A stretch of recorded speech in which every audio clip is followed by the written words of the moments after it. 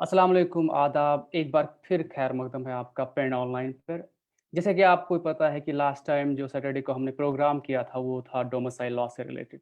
और domicile law आपको जैसे पता है, ये एक नया कानून लाया गया है जिसमें जो कश्मीर के जो बाशिंदगान हैं, उनको खदशात है कि उनके जो राइट्स हैं, उनको इफ़ेक्ट होगा। तो इस लॉ को जानने के लिए जिसके मुतल्लिक जैसे कि सोशल मीडिया पे देखा जा सकता है, जैसे कि अखबारों में पढ़ा जा सकता है कि लोगों में बहुत सारे खदशात हैं कि ये है क्या? इसके जो असरात हैं, शॉर्ट टर्म, लॉन्ग टर्म, वो क्या होंगे कश्मीर के बाशिंदगान के लिए? तो इसी लॉ को जानने के लिए, इसके मुख्तलिफ पहलुओं पे बात करने के लिए हमने जम्मू कश्मीर रियासत के मुख्तलिफ तबक़ात से, मुख्तलिफ हिस्सों से एक पैनल तश्कील दिया है और उनसे हम बातचीत करेंगे, उनसे जानने की कोशिश करेंगे कि ये लॉ है क्या और इसके डिफरेंट एस्पेक्ट्स पे हम बात करेंगे। तो इन्हीं शख्सियात को आपके सामने इंट्रोड्यूस करने के लिए मैं अब रुजू करूँगा अपने साथी तौसीफ साहब। तौसीफ साहब प्लीज़। शुक्रिया ताहिर साहब और अस्सलाम वालेकुम हमारे साथ सारे जुड़ने वालों का। और आप सबका इस्तकबाल है। बिल्कुल, जैसा ताहिर साहब कह रहे थे कि ये जैसा हमने पिछले हफ़्ते भी बात करी थी, ये मौज़ू जो डोमिसाइल लॉ का है, ये इतना वसी है और ये इतना अहम है कि इसको बस एक ही पैनल डिस्कशन या एक ही सेशन में इसके साथ इंसाफ नहीं हो सकता, या जो इसके साथ पहलू जुड़े हैं, उन पे बात नहीं हो सकती है, क्योंकि it needs a very big discussion. आज इसी तरीके से हम लोग फिर से कंटिन्यू कर रहे हैं वही पुराने हफ्ते का फॉलो अप। और यहाँ पर फिर से कोशिश यही रहेगी कि हमारी सोसाइटी, हमारे समाज के जो मुख्तलिफ तबकाजात हैं, मुख्तलिफ खित्ते हैं, उनमें हम देखे जाएं कि क्या पनप रहा है, उनकी क्या राय है इस चीज़ के मुतल्लिक, उनके क्या खौफ और उनकी क्या उम्मीदें हैं अगर हम डोमिसाइल लॉ की बात करें। तो इसी चीज़ पर अब हम लोगों को एजुकेट करने के लिए आज हमारे पैनलिस्ट और हमारे मेहमान हमारे साथ जुड़े हुए हैं। मुझे मसर्रत हो रही है आपको उनका इंट्रोडक्शन देते हुए। सबसे पहले हमारे साथ अनुराधा जी जुड़ी हुई हैं। अनुराधा बसीन कश्मीर टाइम्स अखबार की एडिटर हैं और एक तज्ज़िया निगार हैं। और हमारे साथ जुड़े हुए हैं मुज़फ़्फ़र शाह। मुज़फ़्फ़र शाह, जैसा कि आप जानते हैं, अवामी नेशनल कॉन्फ्रेंस के लीडर हैं, सिविल सोसाइटी एक्टिविस्ट हैं और जो ऑटोनॉमी 370, 35A, इन सारे मसाइल पर वो काफ़ी वोकल रह चुके हैं और सुप्रीम कोर्ट में भी केसेस लड़ रहे हैं इस चीज़ के खिलाफ। ऐसे ही हमारे साथ जुड़े हुए हैं श्याम प्रसाद केसर जी, जो कि CPIM से जुड़े हुए हैं, ये रियासी से हैं और ये Jammu Kashmir pensioners welfare federation के भी बानी हैं। हमारे साथ जुड़े हुए हैं किश्तवाड़ से मोहम्मद असलम मलिक। मोहम्मद असलम मलिक साहब जो हैं, ये जम्मू कश्मीर पुलिस से वाबस्ता थे, एज SP रिटायर हुए हैं और रिटायरमेंट के बाद ये गांधी ग्लोबल फैमिली और कांग्रेस के साथ जुड़े हुए हैं। तो आप सबका खैर मकदम है आज के हमारे प्रोग्राम में, और उम्मीद है कि हम फिर से अपने लोगों को फर्दर एजुकेट कर पाएंगे और हम अपने लोगों को एक पल्स दे पाएंगे कि हमारे समाज के जो मुख्तलिफ तबकाजात हैं, मुख्तलिफ खित्ते हैं, मुख्तलिफ लोग हैं, वो इस चीज़ के बारे में क्या समझते हैं और आगे की आगे का कैसा रद्द अमल रहने वाला है। So without without further adieu और डिले, मेरा पहला सवाल मुजफ्फर शाह साहब को होगा। मुजफ्फर साहब, मुझे एक बात बताएं, अगर हम जनरली बात करें डोमिसाइल लॉ की, तो vis-a-vis domicile law, where do we as a society stand right now? हम कहाँ खड़े हैं डोमिसाइल लॉ के तनाजुर में अभी? देखिए, जहां तक डोमिसाइल लॉ का ताल्लुक है, इसको मैं सिंपल प्लेन लैंग्वेज में आपको बता दूं और आपकी वसादत से आज पूरा almost you are connected to the whole world. हमारे लिए डोमिसाइल लॉ, ये जो जो हम हमारी जबान में इसको बोला जाता है, that's the state subject law. Our state subject law is as old as 1927। और हमको ये उस लॉ के तहत आई हैव मुझे प्रोटेक्शन दी गई है to my property, to my job and to everything, to my land. And आज अब जब ये डोमिसाइल लॉ आप ला रहे हैं, जी। ये किसके लिए ला रहे हैं? क्या है? हम तो ऑलरेडी डोमिसाइल यहाँ के हैं, सदियों से चले आ रहे हैं।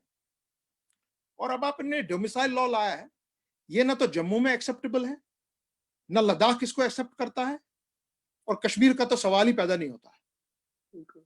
और आप बता रहे हैं, आज मेरे पास ऑलरेडी यहाँ पे करीब 6 से 7 lakh, almost 7 lakhs, it is crossing 7 lakhs also, हमारे पास बेरोजगार नौजवान बच्चे और बच्चियां हैं। जब उनके लिए मेरे पास जॉब्स नहीं है, आप किस तरह जो मेरे यहाँ पे काम कर रहा है, बाहर से आया हुआ मेरा, जहां से भी हमारे मुल्क से कहीं से भी आया हुआ आदमी हो, जो यहाँ पे 7 साल रहा हो, 10 साल रहा हो, जो भी आप इसके कानून बना रहे हैं, और आप उसको कह रहे हैं कि आप ये डोमिसाइल सर्टिफिकेट ले लीजिए, अगर आप 10-15 साल यहाँ रहे हैं, you can go and apply for jobs in class 3, 4, 5।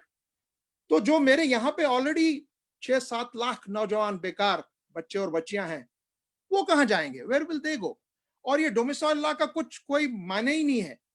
What is happening today, unfortunately आज ये मेरा जम्मू का भाई भी समझ गया, मेरा लद्दाख का भाई भी समझ गया, कश्मीर तो पहले ही समझ रहा था कि भाई ये कुछ नहीं है। इसमें basically you want, unfortunately the BJP government today wants to change the demographic structure of the one of the oldest states in this subcontinent, that is the Jammu and Kashmir state. They want to change the demography of this state. That's about all. Simple plain terms में ये माना जाएगा। और आज आवाज उठी है जम्मू से लोग इस वक्त दौड़ रहे हैं सुप्रीम कोर्ट में, लद्दाख तैयारी कर रहा है जाने को, इसी तरह कश्मीर भी चला जाएगा। आज वो कह रहे हैं कि नो, हमसे जो वादे किए गए थे, बीजेपी ने जो वादा हमसे किया कि हम यहाँ नदियां बहा लेंगे दूध की, हम सड़कें यहाँ बना लेंगे सोने की, हम यहाँ पे जॉब्स को प्रोटेक्ट करेंगे, आपकी प्रॉपर्टी को प्रोटेक्ट करेंगे, आपके राइट्स को प्रोटेक्ट करेंगे, आपकी एजुकेशन को प्रोटेक्ट करेंगे। आज तो वैसा कोई चीज नहीं है। और यहाँ का हिंदू, मुसलमान, सिख, ईसाई, कश्मीरी पंडित, हमारा बौद्ध भाई आज ये समझ रहा है कि नहीं, ये तो कुल्हाड़ी मेरे मेरे मेरे मेरे पांव पे आ रही है इस वक्त। My job is at this time on the line. कल को आप बोलेंगे ठीक है, आज आपने हमको डोमिसाइल, ये आपने सर्टिफिकेट दे दिए, अब आप अगले 4-5 साल के बाद आप बोलेंगे okay now you will have to, जो भी यहाँ रहा है उसको राइट है to the land, to the property. This is what was protected under the special status. ये प्रोटेक्शन थी हमारी। Thank you so much Muzaffar Shah Sahab, आपके जो आपने ख्यालात हमारे साथ शेयर किए। और प्रोग्राम को आगे बढ़ाते हुए अब मैं अनुराधा जी से सवाल करना चाहूँगा कि अनुराधा जी, आप हमें बताएं कि अभी तो जो सिचुएशन है, जैसे मुजफ्फर शाह साहब ने बताया कि क्या हो रहा है और क्या होने वाला है, तो फ्रॉम द लीगल पर्सपेक्टिव जो जम्मू कश्मीर के लोग हैं, इसको कैसे वो काउंटर कर सकते हैं? क्या कोई पीआईएल या कोई लीगल मेजर ऐसा है कि जो लिया जा सकता है सुप्रीम कोर्ट के ज़रिए से या किसी और के ज़रिए से, कि इसको काउंटर किया जा सके या इसके जो असरात हैं उनको मिनिमाइज़ किया जा सके?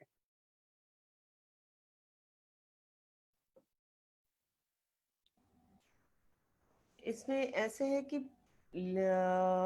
लीगली तो ये चैलेंज किया जा सकता है, बल्कि डोमिसाइल लॉ क्या, जो जिस तरह से एब्रोगेशन ऑफ आर्टिकल 370 और रीडिंग इट डाउन जो हुआ था, या जो आर्टिकल 35A स्क्रैप हुआ, जिस तरह से स्टेट को रीऑर्गेनाइज किया गया एक बहुत अनडेमोक्रेटिक तरीके से, क्योंकि उसमें लेजिस्लेचर इन्वॉल्व नहीं थी, लोगों की कोई शुमालियत नहीं थी, वो सिर्फ एक सेंट्रल गवर्नमेंट का डिसीजन जो कि एक पार्लियामेंट के ज़रिए थोपा गया, वो भी एक ऐसी चीज़ है जो चैलेंज की जा सकती थी और चैलेंज हुई है।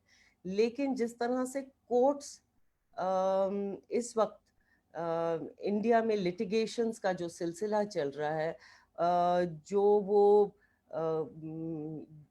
जो पॉलिटिकल गवर्नमेंट है ऑफ द डे, उसके अगेंस्ट कोई फैसले नहीं कर रहे हैं, या कोर्ट इस किस्म की लिटिगेशंस को डिले कर रहे हैं, जिस किस्म के कई वर्डिक्ट्स आए हैं, उसमें मुझे लगता है एक बहुत मुश्किल लड़ाई है, एक बहुत मुश्किल लीगल बैटल है, कि जहाँ पे एक the courts stop functioning as an independent autonomous institution and become a virtual arm of the executive।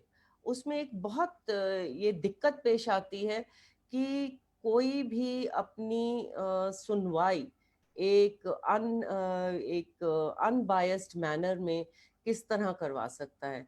जैसे आर्टिकल 370 पे भी लिटिगेशन हुई, आज तक तो वो हियरिंग, एक आध हियरिंग हुई, वो एडजर्न होते गए, और कोई ऐसी उसमें डिस्कशंस भी नहीं हुई कोर्ट के अंदर। सिर्फ उन्होंने कहा ये इम्पोर्टेंट मुद्दा नहीं है, तो उसको आप पुश करते गए। एक तरह से जब वो पेंडिंग है, और उसके बाद ये डोमिसाइल रूल और बहुत सारे जो जम्मू कश्मीर के लॉज हैं, उनको अमेंड किया गया या रिपील किया गया। और सिर्फ मैं समझती हूँ एक डोमिसाइल रूल की बात नहीं है, क्योंकि डोमिसाइल जो रूल लॉज जो हैं वो कनेक्टेड हैं आपके जॉब्स से। एक बहुत बड़ा मुद्दा है लैंड का, जो लैंड की सेल है, लैंड की ओनरशिप है, उसके लिए तो डोमिसाइल सर्टिफिकेट की भी जरूरत नहीं है, that is open to every citizen of India. And ये एक बहुत बड़ा मुद्दा है जम्मू कश्मीर के लोगों के लिए। जी Anuradha ji, thank you so very much for educating us on this. यहाँ पर मैं थोड़ा सा पूछना चाहूँगा आपसे कि ये जब डोमिसाइल लॉ की हम बात करते हैं, इसमें अगर इंडिया का हम देखें कि काफ़ी जगह हैं जहाँ पर ये रेजर्वेशंस या रेस्ट्रिक्शंस हैं in the shape of domicile laws. For example अगर हम नॉर्थ ईस्ट की बात करें, हिमाचल प्रदेश की बात करें, या ऐसे ही कुछ रीजन से, फॉर एग्जांपल स्वराष्ट्र है या बाकी है, इज दिस लॉ जो जम्मू कश्मीर में लाया गया है उससे कुछ डिफरेंट है ये, या उससे like it's just domicile law in the name, बाकी वो डेमोग्राफिक चेंज जो कहा जाता है, या लोगों को फ्री विल दी गई है कि आने की, बस जाने की, उनसे कुछ डिफरेंट है ये? एक तो डिफरेंस, सबसे पहले बुनियादी डिफरेंस ये है कि जम्मू कश्मीर की हिस्ट्री अलग थी, जी और जिस हालात में और जिन सर्कमस्टांसेस में जम्मू कश्मीर का एक्सेशन हुआ इंडिया के साथ, वो बहुत मुख्तलिफ है। दूसरा, अगर सिमिलैरिटी किसी तरह से ड्रॉ करें, बहुत ज़्यादा काफ़ी हद तक नॉर्थ ईस्टर्न स्टेट्स के साथ है। नॉर्थ ईस्टर्न स्टेट्स में जो डोमिसाइल लॉ है, वो domicile law was more like जो यहाँ पे पहले जो prevalent system of permanent resident certificate होता था, वो उसके इक्विलेंट है। वहाँ पे बाहर के लोगों को सेटल नहीं किया नहीं आ सकते हैं, उनके लिए जॉब्स नहीं है, उनके लिए लैंड नहीं है, बल्कि एंटर करने के लिए भी in lot of areas you need a permit for any Indian citizen. A permit is required to enter those areas. तो ये मेरे ख्याल है एक एक डिफरेंट यार्डस्टिक से जम्मू कश्मीर को देखा जा रहा है। जहाँ तक एक नेबरिंग स्टेट हिमाचल में डोमिसाइल लॉ है, वहाँ पे भी डोमिसाइल जो है वो उनको बिजनेस इन्वेस्टमेंट की लोगों को इजाज़त है, और अगर वो 15 साल और लैंड लीज पे मिलती है, अगर वो 15 साल पे वहाँ बसते हैं, वो कुछ कंट्रीब्यूट कर रहे हैं सोसाइटी को, then they are eligible for domicile. तो एक एक एक ऐसा सिलसिला बना। और यहाँ पे जो आप कर रहे हैं, आपने डोमिसाइल लॉ यहाँ आज इंट्रोड्यूस किया, और एक रेट्रोस्पेक्टिव इफेक्ट से जो लोग यहाँ रह चुके हैं, कोई कट ऑफ डेट नहीं है, जो 70 साल पहले भी रहते थे, शायद उससे पहले भी रहते थे, अब किस किस्म का ये सिस्टम बनाने वाले, because the rules themselves are very vague. तो ये एक बिल्कुल। जैसा कि सब लोगों को भी फील हो रहा है कि ये इसमें काफी ज्यादा वो ग्रे जोन है, एम्बिग्यूटी है, क्लैरिटी नहीं रखी गई है। एंड अगर देखें कि प्रेवलेंस ऑफ कंफ्यूजन लोगों में काफी ज्यादा है, खौफ, खतरा, वो सब चीजें छोड़ें, लोग अपने आप में कुछ कंफ्यूज्ड हैं कि ये है क्या। कोई सेक्शन कह रहा है कि लाइक इंफॉर्मेशन क्लियर नहीं है, इसकी इम्प्लीकेशंस क्लियर नहीं है। इवन एनालिस्ट भी काफी चीजों पर अभी ऐसे ही हैं क्योंकि थिंग्स हैवंट बीन क्लैरिफाइड। सो वो है। अभी मैं आना चाहूंगा श्याम प्रसाद जी के पास। श्याम प्रसाद जी, अगर हम बात करते हैं डोमिसाइल लॉ की, आपकी पार्टी जो है सीपीआईएम, या आप पेंशनर्स के साथ भी वाबस्ता हैं, आप लोगों का ज्यादा काम या focus traders, workers, work relations, उनकी तरफ रहता है।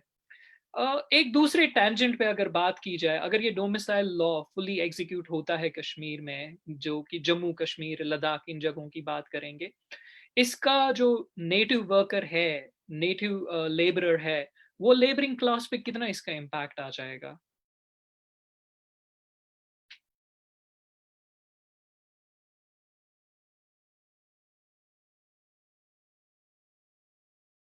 If you could unmute him.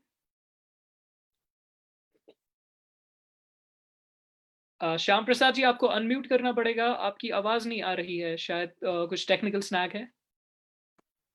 Okay जी,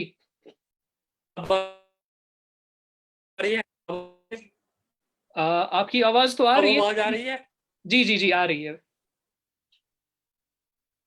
ठीक है, थैंक। तो मैं ये कहूंगा कि अगर थोड़ी सी हिस्ट्री को देखें तो 92 जैसे साथियों ने कहा कि 1927 में ये कानून बना था, और उस वक्त ये कानून भी कश्मीर के पढ़े लिखे कश्मीरी पंडित जो के कहने पर जॉब की प्रोटेक्शन के लिए, इमूवेबल प्रॉपर्टी की प्रोटेक्शन के लिए बनाया गया था। अगर ये लॉ उस वक्त रेलिवेंट था तो आज कैसे इररेलेवेंट है? मैं समझता हूँ कि आज तो ज्यादा रेलिवेंट है ये। फिर जब इसका जम्मू कश्मीर का एग्रीमेंट हुआ, एक्सेशन का एग्रीमेंट हुआ, उसमें भी 3 बातें रखी गई। गवर्नमेंट पर इंडिया के सब्जेक्ट में 3 बातें वहां रखी गई, बाकी सब्जेक्ट स्टेट के पास थे। और जम्मू कश्मीर के लोगों ने जो अलग था हिंदुस्तान के साथ, वो आम बाकी रियासतों की तरह नहीं था। वो इनकी कुछ और अलग शर्तों पर होता जाए, कुछ कंडीशन थे, उन कंडीशनों पर किया था। हिंदुस्तान की सरकार की तरफ से वहाँ की जो सेकुलर कांग्रेस की लीडरशिप थी, उन्होंने कुछ वायदे किए थे, लेकिन आज उन सारे वायदों को तोड़ा गया। सारी बातें जो है ये जो भी एग्रीमेंट था उसको एक तरफ रखकर टेक्निकली जो होना चाहिए, जो ढंग है, वो नहीं अपनाया गया। और मैं तो समझता हूँ कि जम्मू कश्मीर के लोगों के साथ दिल्ली सरकार ने धोखा किया है। और आज की जो सरकार है बीजेपी आरएसएस की, ये हम देखें जब 53 में भी इनका, तब 53 से पहले ही इनके थी वो स्लोगन था, में एक बड़ा स्लोगन था कि एक निशान, एक विधान, एक प्रधान। और उसी वो एजेंडा इनके साथ चल रहा था और उसी एजेंडे को पूरा करने की कोशिश की है। और ये जिस दिन ये लागू हुआ था, मैं शॉर्ट में बात करूंगा, जिस दिन ये कानून बना था डोमिसाइल वाला, लोगों में इतना सा था जम्मू कश्मीर और लद्दाख के लोगों में कि 2 दिन के बाद ही सरकार को उसमें अमेंडमेंट करनी पड़ी थी। आप पूछ रहे हैं कि लोगों में क्या महसूस करते हैं? लोगों में बिल्कुल गुस्सा है, जम्मू में भी, कश्मीर में और लद्दाख में। उसी प्रेशर के तहत गवर्नमेंट ऑफ इंडिया को 2 दिन के अंदर उसको अमेंड करना पड़ा। और उसकी अमेंडमेंट में वो जो क्राइटेरिया था उसको तो उन्होंने अमेंड नहीं किया है। मोटी बातें, बेसिक बातें थी, उन्होंने नहीं किया है। आज भी वो बेसिक बातें जो 3 रखी हैं उन्होंने, क्राइटेरिया की 7 साल वाला, 10 साल वाला, 15 साल वाली जो बातें रखी है, तो आज।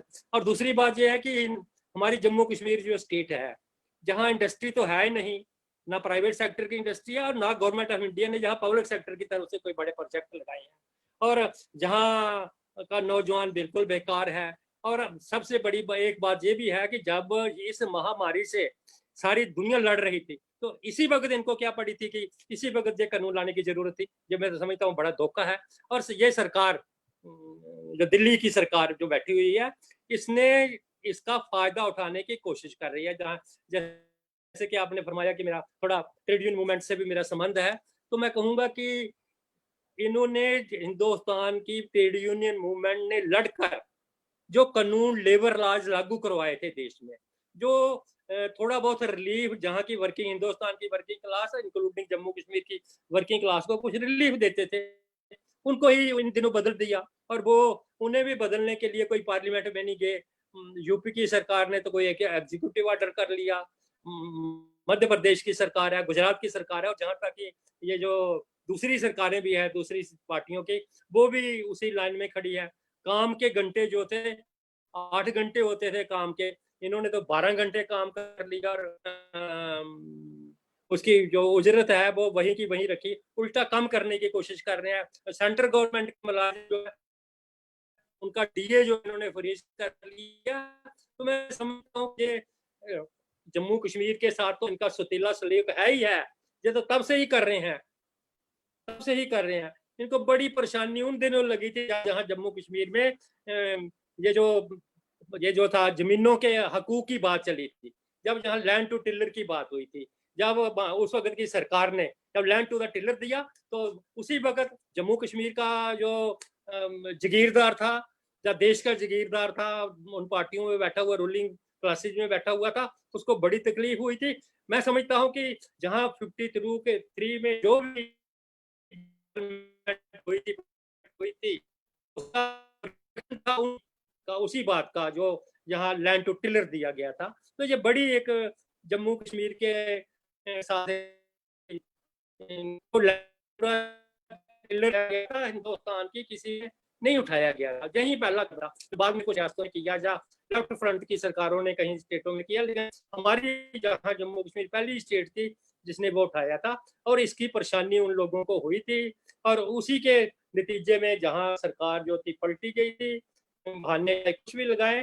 तो हम तो मैं यही सकता हूँ कि आज जो है ये इसका बहाना लेकर कर रहे हैं, और जम्मू कश्मीर के लोगों को लद्दाख, जम्मू कश्मीर लद्दाख लोग जो है सारे में गुस्सा है। आज जम्मू की बात करते हैं, जब लद्दाख की बात करते हैं, लद्दाख में भी एरिया तो ज्यादा है, पॉपुलेशन कम है, तो इनकी नजर है, लालची नजर है वहाँ की जमीन पर भी। और इसी तरह कश्मीर को, जिस तरह साथी ने कहा कि नाराजगी गा बहा जाहिर करता ही रहता है, लेकिन आज जम्मू में भी जिस तरह की इस कानून के खिलाफ रिजेंटमेंट है, आज नौजवान, आप सोशल मीडिया देखिए, बाकी तो ये जो प्रेस या इलेक्ट्रॉनिक मीडिया तो ये सरकार के इशारे पर चल रहा है, ये तो लोगों की राय की तो नुमाइंदगी नहीं करता है। लेकिन अगर आप ग्राउंड में देखें या सोशल मीडिया में देखें तो जम्मू का नौजवान भी परेशान है, भरा हुआ है सोशल मीडिया इस कानूनों के खिलाफ।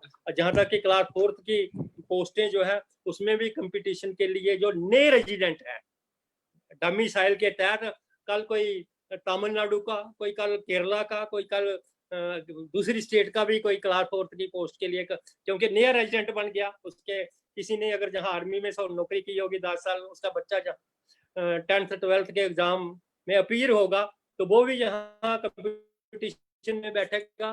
तो यहाँ जम्मू कश्मीर का वो तो क्लास 4 की नौकरी में भी उनको कड़ा कंपटीशन करना पड़ेगा। एक तो तरफ बात यह है कि सरकारी नौकरियां एक तो तरफ तो है ही नहीं, जो थोड़ी बहुत है वो भी उससे उसे महरूम किया जा रहा है। तो मैं समझता हूँ कि ये जो भी सरकार की नीतियां हैं, चाहे वो डोमिसाइल लॉ के मतलब हो, चाहे मजदूरों के हक की, मजदूरों की बात करते हो, ये सारी की सारी अवाम दुश्मन है, ये एंटी वर्किंग क्लास है। और इसके लिए हमारी जम्मू कश्मीर की जो ट्रेड यूनियन मूवमेंट है, वो हिंदुस्तान की ट्रेड यूनियन मूवमेंट के तरफ से जितनी भी कॉल्स पिछले दिनों भी आई, इन दिनों भी आई, देश की बड़ी 10 ट्रेड यूनियन है हमारे देश की, बीजेपी की भी एक ट्रेड यूनियन है, उसको छोड़कर, बीएमएस को छोड़कर जितनी ट्रेड यूनियन हिंदुस्तान की है, इन दिनों में उन्होंने कॉल दिया। और जम्मू कश्मीर की ट्रेड यूनियन मूवमेंट जो है उसी से जुड़ता हुआ, उसी से सपोर्ट करता हुआ, वो हमारी सपोर्ट करते हैं, हम उनकी सपोर्ट करते हैं, उसका हिस्सा होते हुए इस लड़ाई में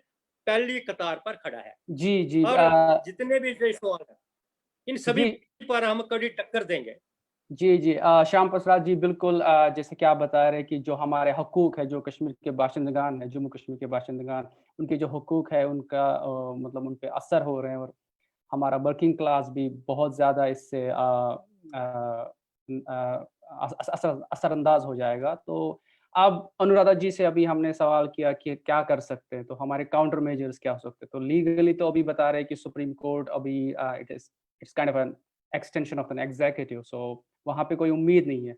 यहाँ पे मैं मोहम्मद असलम मलिक साहब की तरफ आऊँगा, और उनसे मेरा सवाल है कि वो क्योंकि कांग्रेस पार्टी से वाबस्तगी रखते हैं, तो सियासी तौर पे क्या देख रहे हैं आप कि कैसे ऑर्गेनाइज होगी जो जम्मू कश्मीर की मुख्तलिफ पार्टियां हैं, क्योंकि अब जो इंटरेस्ट है वो एक कॉमन इंटरेस्ट है कि जो रियासत का जो कोर इंटरेस्ट है कि यहाँ के जो डोमिसाइल राइट्स है, या जो यहाँ के बाशिंदगान, जो पुश्तैनी बाशिंदगान है, उनका जो राइट है उसको सेफ गार्ड करना है। तो उस लिहाज से कांग्रेस पार्टी या वहाँ पे जो आप, जहाँ पे आप हो किश्तवाड़ में, वहाँ पे कैसा आपको लगता है कि कैसे ऑर्गेनाइज किया जा सकता है और उसको एक पॉलिटिकली इसको काउंटर किया जा सकता है?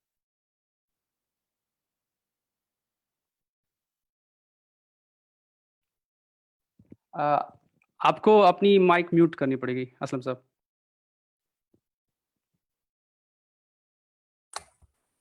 हो गया।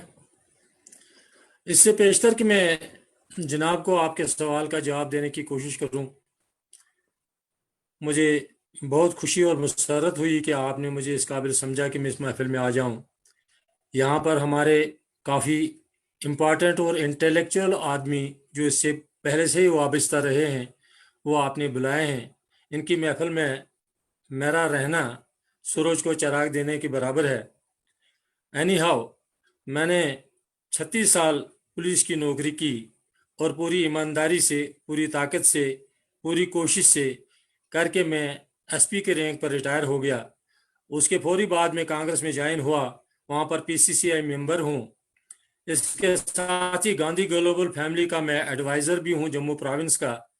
तो अब कुछ देर से मैं अर्स्टवाइल डिस्ट्रिक्ट डोडा का जो ये senior citizens officers and officials का चेयरमैन भी बनाया गया हूँ।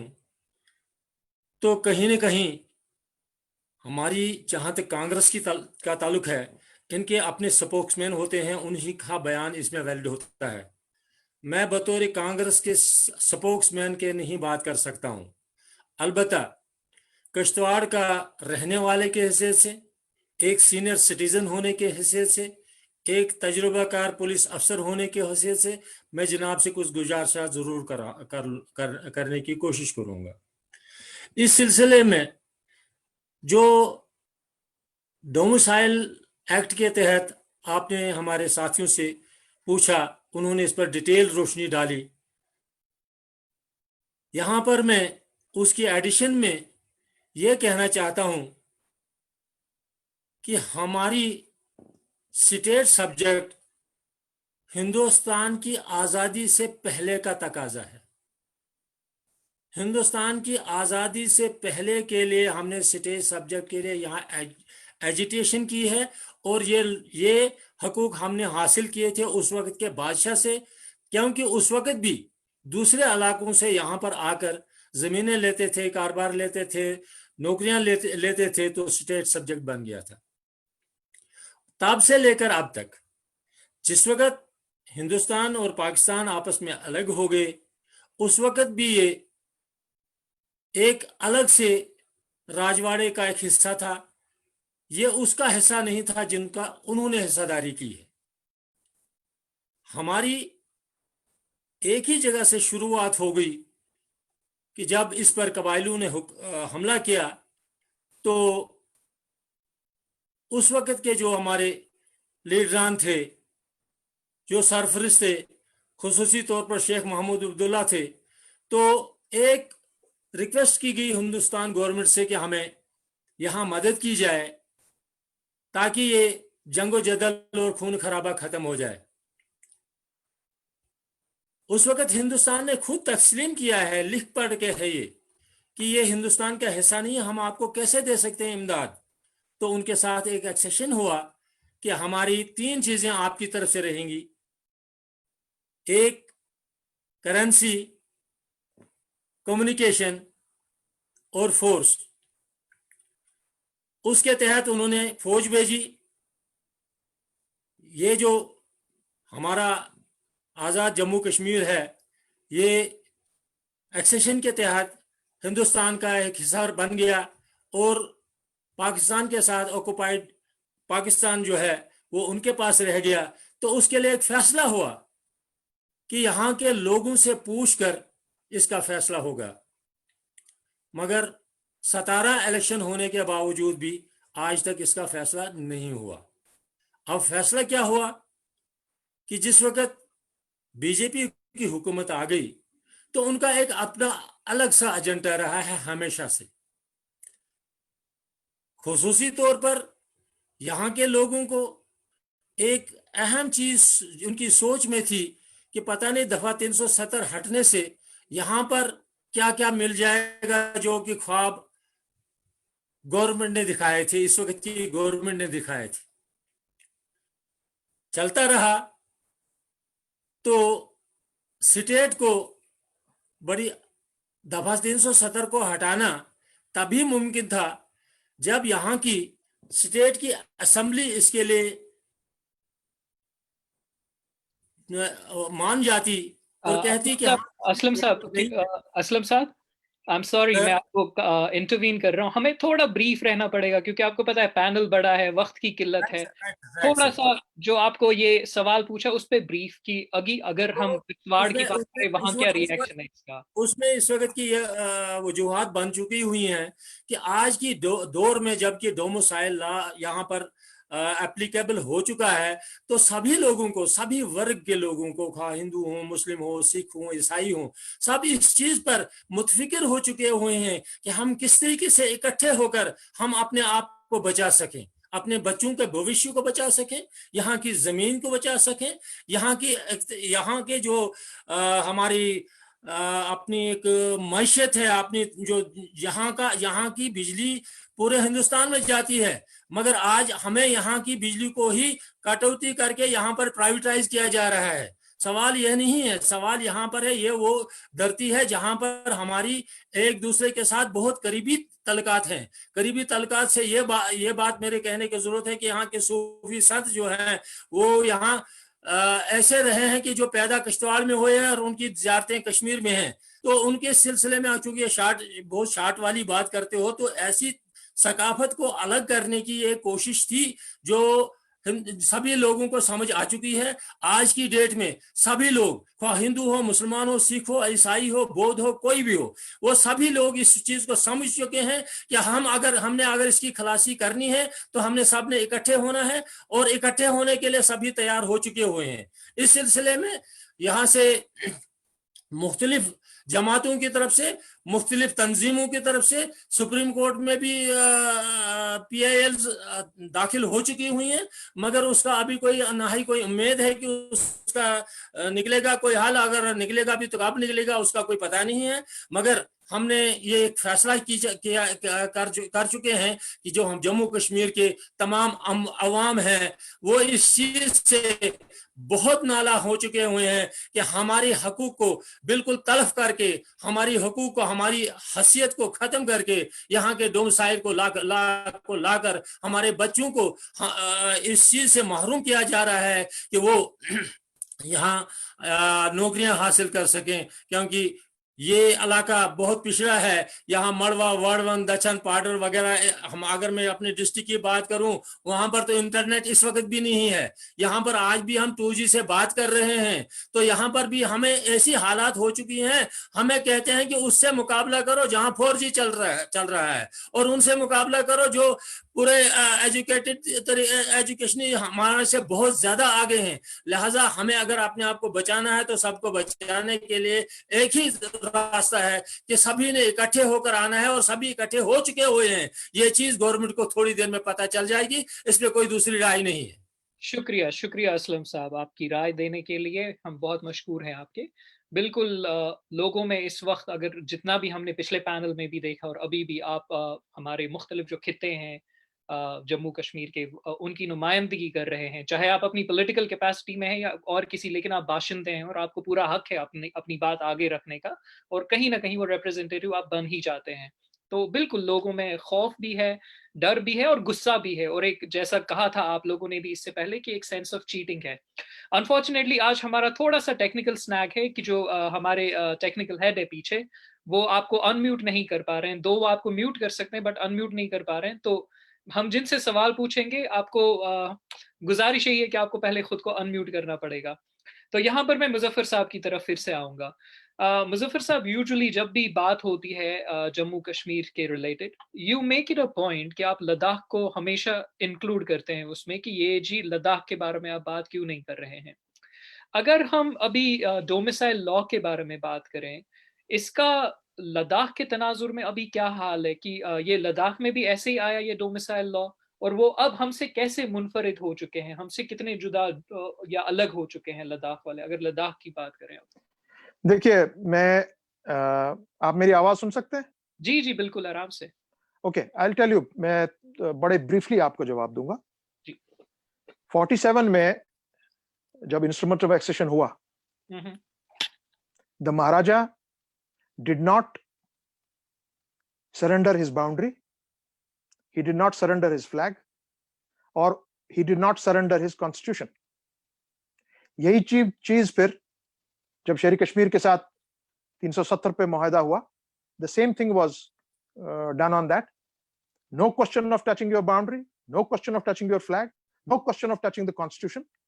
Till you can only touch these things once you refer the case to the people of Jammu, Kashmir and Ladakh. That means to a Kashmiri, to my Jammu Dogra brother, to the Ladakhi, to the Kashmiri Pandit, to the Pahadis. So आप अभी जो ये domicile act ला रहे हैं, delimitation ला रहे हैं, abrogate कर दिया आपने 370 को, 35A को, massive majority of Jammu, Kashmir and Ladakh, please mark my words, उसमें हिंदू, सिख, मुसलमान जो मैंने सब आपको बताया, ये सब आज एक ही लाइन में खड़े हैं. अगर गवर्नमेंट ऑफ इंडिया को, हमारे बीजेपी के बिरादरान को, if they feel that they have done a great thing by doing this, though they have committed a biggest blunder politically and diplomatically after 1947. This is the biggest blunder that has been committed by the BJP government by dealing with Kashmir in such a manner. अगर उनको ये लगता है कि नहीं, हमने ये जी पूरा इसमें पूरे हमारे जम्मू कश्मीर लद्दाख के, जैसे आपके तीनों हमारे जो स्पीकर्स थे, मलिक साहब थे, श्याम प्रसाद जी थे और अपनी अनुराधा जी हैं, उन्होंने आपको भरपूर ये इसमें इसका बैकग्राउंड दिया है कि आज के तारीख में when we are talking to you on your show Jammu Kashmir, और इसी तरह से जो उन्होंने जम्मू और कश्मीर की तरफ से बात की कि वहां के लोग, वहां के बच्चे, वहां के नौजवान क्या समझते हैं regarding domicile, regarding delimitation, regarding 370, the same is the case with our Ladakhi brothers and with our people in Kargil. Let me tell you, Ladakh is not only Leh, Ladakh is Kargil, Ladakh is Zanskar, and those people, they have flatly rejected what has happened on 5th August 2019 जब abrogation हुआ 370 और 35A का. और जब आपके पास clearly mentioned है कि आप मेरी बाउंड्री को, मेरे फ्लैग को, मेरे कॉन्स्टिट्यूशन को टच नहीं कर सकते हैं, एंड हमारा ये जो प्रोविजंस हैं सारे, जैसे डिलिमिटेशन भी है हमारा, वो आया था उस वक्त, जैसे आपके बाकी स्पीकर ने कहा, it was finally, it is the state subject laws जो 1927 में, तो उसको it came into a legal situation, but it started in the early 1920s. Domicile law जिसको आप उस वक्त का जो स्टेट सब्जेक्ट की प्रोटेक्शन दी थी, it was started by from Jammu. और मैं आज आपकी चैनल की, आपके प्रोग्राम की वसादत से ये कह दूं, उसके बेसिक जो शुरू करने वाले थे ये for protection of jobs, protection of scholarships, protection to your property, it was started by a Kashmiri Pandit. Let me tell you, it was उस वक्त उसका फोर्स दिया गया from a Jammu Dogra brother, Rajput clan जो उस वक्त जम्मू कश्मीर का शासन चला रहे थे. उन्होंने कहा कि भाई, and this was not a protection only for a Kashmiri Muslim or for a Jammu Muslim or a Jammu Dogra. No, it was a protection to save them from people from Punjab coming in for jobs, for land, and not only Hindus. It was a protection against an outsider Hindu and an outsider Muslim or from any other faith coming in. So इसमें religion लाना, इसमें कहना कि ये कश्मीरी कर रहा है, मुसलमान कर रहा है, या जम्मू का है या लद्दाख का है, nothing like that. 37 इसका basically it took the shape of Article 35A. After 1947-48 या शायद उसके बाद में आया हमारा, जब ये लॉ बना 35A इसमें इंक्लूड किया गया हमारे 370 के क्लॉज में, कॉन्स्टिट्यूशनल क्लॉज में. And 370 forms the basic one of the basic principles जो हमारे कॉन्स्टिट्यूशन का है. It is one of the basic pillars of that. You cannot touch that. You cannot touch 370 because अब आर्टिकल A को खत्म करते हैं उस वक्त, and you cannot touch 35A. This is a guarantee given to the people of Jammu, Kashmir and Ladakh. चाहे वो हिंदू है, मुसलमान है, सिख है, ईसाई है, कश्मीरी पंडित है, हमारा बौद्ध भाई है, हमारा लद्दाखी है, ये गारंटी दी गई है कि आपकी प्रोटेक्शन होगी 370 की, जिसमें से 35A भी निकला. और ये प्रोटेक्शन किसने दी है हमको? It has been given by Lord Mountbatten. It has been given by Mahatma Gandhi. It has been given by Pandit Jawaharlal Nehru. और 370 का जब ये मुसवदा बना, इसका ड्राफ्ट जब बना, who was the person who drafted it? It was Gopalaswami Ayyangar, the biggest brain of that time. और किसने इसको पेश किया पहली बार कॉन्स्टिट्यूएंट असेंबली में? It was none other than late Sardar Patel. और इसको किसने सेकंड किया, जिस पर आजकल ये बड़ा शोर शराबा चला रहा है? It was seconded by doctor Shyama Prasad Mukherjee. और इन्हीं लोगों ने कश्मीर का केस, जो कमेटी फ्रेम हुई पंडित जवाहरलाल नेहरू जी ने जो बनाई, यही लोग उस कमेटी के मेंबर थे। And they recommended to the government of India that we should take the case to the United Nation. जो वहां पर 14 ये हमारी ये पड़ी हुई हमारी ये दरखास्तें, वो इन्हीं लोगों की बनी हुई है। तो बीजेपी वाले मेरे दोस्त आज क्या बात कर रहे हैं, उनको शायद हिस्ट्री का मालूम ही नहीं है। बिल्कुल मुजफ्फर साहब, यहाँ तो पर उसमें मैं आपको एक बात सिर्फ इतना ही कहूंगा, चाहे आप डोमिसाइल एक्ट आज लें, चाहे आप उसके बाद डिलिमिटेशन, आपने 5 अगस्त का जो फैसला लिया, that is the biggest blunder you have committed बिल्कुल। तो from the BJP, and it is not acceptable to either Jammu nor to Ladakh nor to Kashmir। अगर आपको इतना श्योर है कि हाँ ये जम्मू कश्मीर के अवाम ने एक्सेप्ट किया है, why don't we go for a one line referendum? Do you accept abrogation of 370 and 35A or not? आपको जवाब मिल जाएगा, मुझे जवाब मिल जाएगा, अनुराधा जी को मिल जाएगा, मलिक साहब को मिल जाएगा, प्राइम मिनिस्टर ऑफ इंडिया को मिल जाएगा, अमित शाह को मिल जाएगा। चलो करिए, come on, tomorrow do it। Nobody in Jammu and Kashmir is going to accept all this। और आज नहीं तो कल, कल नहीं तो परसों, शाह साहब यहाँ 370 will have to be सवाल put back। जी, जितना लाइक काफी लोग देख भी रहे हैं, तो ये सप्लीमेंट्री क्वेश्चन पूछना बहुत जरूरी हो जाता है कि आप अभी लाइक वो बैटम और वेहमेंटली इस चीज को बहुत अपोज कर रहे हैं और क्लियर कट आप बता रहे हैं कि लोगों की क्या राय है, चाहे वो लद्दाख हो, चाहे वो जम्मू हो, चाहे वो कश्मीर हो। और बहुत अहम बात ये कि लद्दाख बस लेह नहीं है, उसमें करगिल भी है, ज़ांस्कार भी है, जहां पर मैसिव प्रोटेस्ट 5 अगस्त के बाद ही हुए थे, जो भी फैसले लिए गए थे। मुझे इससे याद आ रही है, और जो सवाल भी पूछे गए हैं जो हमारे व्यूअर्स हैं, कि गुपकार डिक्लेरेशन, आप भी उस चीज़ का हिस्सा थे। अगर इतना क्लियर कट लोगों को पता है कि लाइक जो भी लीडरान है कि this is the writing on the wall, कि लोग इसको एक्सेप्ट ही नहीं करते, यहाँ से आपने गुपकार डिक्लेरेशन भी दी रखी है, तो वो लाइक फिर इतनी साइलेंस क्यों है? आप लोग बाहर आकर कुछ बोलते क्यों नहीं? देखिए, उसकी एक बात है, गुपकार डिक्लेरेशन आज भी उसी तरह जिंदा है जिस तरह 4 अगस्त को थी, क्योंकि उस दिन रात को हमको सबको अरेस्ट किया गया। और गुपकार डिक्लेरेशन में लिखा क्या था? क्योंकि जब यहाँ के ट्रेडर्स, यहाँ के पॉलिटिकल क्लास, यहाँ के सिविल सोसाइटी, जब उस वक्त के गवर्नर सत्यपाल मलिक जी को मिलने गए कि भाई आप ये क्या हम देख रहे हैं यहाँ पर, जो हमारे यहाँ करीब 4-4.5 लाख लोग जो यहाँ पर मजदूरी करने आते थे, रोजगार ढूंढने आते थे बाहर से, उनको रातों रात आपने you evacuated almost 4.5 lakh people from Kashmir। Why? What is wrong? What is happening? Amarnath यात्रा को आपने रोक दिया। What is the problem? क्यों रोका है? यहाँ पे टूरिस्ट उस वक्त मेरे ख्याल से I think 3-4 lakh, 5 lakh, almost 500,000 tourists were there in Kashmir। Jammu चहल पहल थी पूरी चारों तरफ से। Ladakh was almost, it was full to its brim। Suddenly आपने सब चीज रोक लिया और उन डेलीगेशंस को आपने क्या कहा कि नहीं नहीं नहीं, ये इस वक्त कुछ हमको लग रहा है कुछ हमला होने वाला है, ये होने वाला है और लॉ एंड ऑर्डर की स्थिति सही नहीं है, सो वी आर टू। ये जो बात उस वक्त चल रही थी कि ये शायद एब्रोगेशन की तरफ जा रहे हैं, 35 को हटाना है, 370 को हटाना है, they flatly said no. The governor lied, the governor of that time lied, he lied through his teeth. झूठ बोला वो पूरे मुल्क को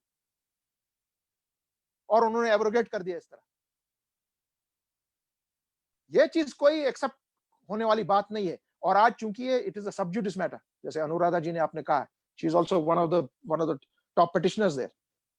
वी आर पिटिशनर्स देयर। जो पहली हमने पिटिशन लगाई थी for protection of 35A and 370 on behalf of political parties and on behalf of the civil society, वो अभी हेयर नहीं हुई है, उस पर उसका डिसीजन ही नहीं हुआ है। Unfortunately supreme court role as far as Jammu and Kashmir is concerned, as far as Kashmir is concerned, is suspect in the eyes of the people of Jammu and Kashmir. And the whole world is watching कि जम्मू कश्मीर पे जब आपकी सुनवाई उठेगी, जज साहिबान इसको सुनेंगे. वो आज 5 बेंच या 7 बेंच के इस पे कॉन्स्टिट्यूशनल बेंच पे चला गया है. पहले ही 2-3 बार रद्द किया गया है. The whole international community is watching. What will the Supreme Court of India do? बिल्कुल मुज़फ़्फ़र शाह साहब, आपने जितने भी ये पॉइंट्स उठाए बहुत ही इंपॉर्टेंट पॉइंट्स हैं, और इन्हीं को बेसिस बना के मैं जो सवाल करूंगा अनुराधा जी से करूंगा कि what was the strategic purpose of abrogation of Article 370? Like, is it only to change the demography of Kashmir, or are there long-term strategic objectives behind this decision? Of course, there are multiple objectives, but एक जो major probably जो strategy है, और हम speculate ही कर सकते हैं इस वक्त, ये आने वाला वक्त बताएगा कि strategy actually क्या थी और क्या वाकई ही उनकी जो script है उसके मुताबिक वो चलती है कि नहीं चलती है. लेकिन उनका एक ideological जो बीजेपी का, आरएसएस का एक मुद्दा रहा है कई सालों से, that is an intolerance to the only Muslim majority state of India. They have been talking about, क्योंकि एक कश्मीर एक डिस्प्यूट था और डिस्प्यूट की वजह से एक कॉन्फ्लिक्ट था, उस कॉन्फ्लिक्ट के हवाले से वो कई सालों से कह रहे हैं कि यहाँ की डेमोग्राफी चेंज होएगी तो शायद ये इसका एक हल निकलेगा. तो ये एक उनका आइडियोलॉजिकल प्लान बहुत सालों से एक चल रहा है. उसके अलावा सिर्फ एक डेमोग्राफी चेंज करने का उनका मुझे नहीं लगता है प्लान है. जिस तरह से कि ये डोमिसाइल रूल को लाना, जिस तरह से opening up land to outsiders, all these laws that have come up, इसके साथ कई और लॉज हैं जो बहुत इम्पैक्ट करेंगे. तो एक पर्पस ये लगता है कि यहाँ की जो सोसाइटी है उसको कंप्लीटली डिसएम्पावर किया जाए, पॉलिटिकली, सोशली, इकोनॉमिकली, एंड आपका चाहे वो जॉब्स को लेकर है, चाहे वो लैंड को लेकर है, इकोलॉजिकली उसका एक इकोलॉजिकल इम्पैक्ट भी होगा. यहाँ इन्वेस्टमेंट करने कौन आएगा? कश्मीर में तो कोई एक मेजर बिजनेस इन्वेस्टमेंट इस वक्त नहीं हो सकती वो जब तक स्टेबल नहीं है. जम्मू में हो सकता है थोड़ी बहुत इन्वेस्टमेंट हो इंडस्ट्रियल, लेकिन एक मेजर इन्वेस्टमेंट जो मुझे अंदेशा है कि वो ये आपके जम्मू कश्मीर जो है नेचुरल रिसोर्सेज में बहुत रिच है. यहाँ वो के वाटर रिसोर्सेज हैं, यहाँ मिनरल्स हैं, यहाँ माइनिंग का स्कोप है. तो इस किस्म की चीज़ें, यहाँ फॉरेस्ट हैं जो बहुत रिच हैं. तो exploitative business ventures will come, जिसमें लोगों को जॉब्स भी नहीं मिलेंगी क्योंकि उसके लिए एक स्किल्ड वर्कर्स चाहिए, वो भी बाहर से आएंगे, यहाँ के लोग तो तैयार नहीं हैं उसके लिए. So it will be not a sustainable model of economy that they will bring in. यहाँ की इकोनॉमी को भी तहस नहस किया जाएगा, यहाँ के रिसोर्सेज को लूट किया जाएगा, यहाँ की पॉलिटिकल वॉइस को बिल्कुल स्कटल कर दिया जाएगा एज इट इज. अभी जो जितनी लीडरशिप है उनको दबा के, कुचल के, जेलों में भर के, उसके बाद अगर आप निकालते भी हैं, आप ये कंडीशन रखते हैं कि आप अपनी आवाज खामोश रखेंगे, आप कुछ नहीं कहेंगे. जो बाकी और अगर आप असेंबली ले भी आते हैं, the assembly has limited powers. It is not in the same form as it used to be. उनकी पॉलिटिकल राइट्स, उनकी जो ऑटोनॉमी है, वो सारी आप ख़त्म कर रहे हैं.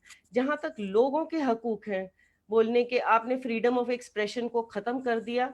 जो थोड़ा बहुत रह गया था वो हाल ही में एक मीडिया पॉलिसी लाई है, जो मीडिया पॉलिसी सिर्फ मीडिया को नहीं इम्पैक्ट करेगी, वो हर बाशिंदे को जम्मू कश्मीर के इम्पैक्ट करेगी, क्योंकि उसमें एक बहुत बड़ा क्लॉज है social media. So anybody who says anything which the government finds uncomfortable will be labeled as fake news will be labeled as anti-national, because they have now become the judge and the jury on the matter.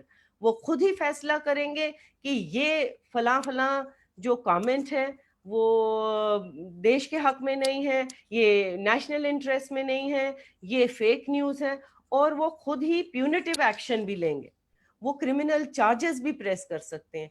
तो यहाँ के लोगों को हर तरह से कुचला जा रहा है, यहाँ के लोगों को इस तरह से डिसएम्पावर किया जा रहा है कि वो अपनी आवाज उठा ही नहीं सके, और एक बहुत ही डिस्ट्रक्टिव किस्म का मॉडल सोशल, पॉलिटिकल, इकोनॉमिक जो है वो यहाँ पे इंट्रोड्यूस किया जाएगा, ताकि यहाँ पे लोग जो हैं वो कभी उठ ना सके। और तब तक, जब तक हम अपने आप को रीग्रुप करेंगे और एक साथ होंगे, and this is the whole agenda I am talking about, how it pans out we don't know. Agenda इनका ये कि जब तक लोग रीग्रुप करेंगे और समझेंगे और एक कलेक्टिव एक बनाएंगे और एक रिस्पॉन्ड कर सकेंगे, उस हालत में होंगे, तब तक यहाँ का जो नक्शा है वो बिल्कुल ही बदल चुका होगा।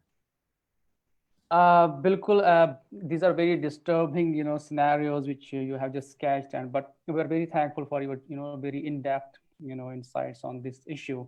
यहाँ पे एक follow-up question मैं करना चाहूँगा, चूंकि जो एब्रोगेशन किया गया उस पे बहुत सारे प्रीटेक्स्ट दिए गए, रीजंस दिए गए, जैसे कि rights to the women and all that.